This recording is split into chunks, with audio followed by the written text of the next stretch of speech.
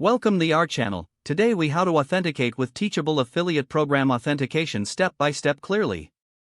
To authenticate with the Teachable affiliate program, start by navigating to the Teachable website. Log in to your Teachable account using your credentials. Once logged in, visit the dashboard. Look for the affiliate section in the sidebar menu. Click on the affiliate option to access the affiliate program settings. Locate the Authentication tab within the affiliate settings. Click on the Authentication tab to proceed. You will see options for connecting your payment method and verification details. Select your preferred payment method from the available options. Fill in all required payment details, ensuring accuracy to avoid delays. Next, locate the verification section within the authentication area.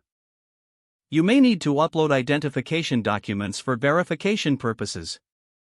Follow the prompts to upload the necessary documents.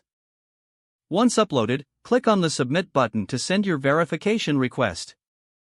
Wait for a confirmation email regarding your submission. Monitor your email for any additional instructions from Teachable. If necessary, follow up on your application through the provided contact channels. Once verified, you will receive confirmation of successful authentication. Now you can access your affiliate links and start promoting your courses. If the page does not load, refresh the browser or try again in a private or incognito window. Make sure you are using the correct email address, then retype it carefully to avoid small typos. If your password is not accepted, use the reset option and create a new strong password you can remember. Check your spam folder for verification or security emails, then complete any requested confirmation steps. Enable two-factor authentication if available to improve account security and reduce unauthorized access risk. After signing in, review your profile details so your contact information and settings are accurate and current. If you see an error message, note it down and try again after restarting your device and internet connection.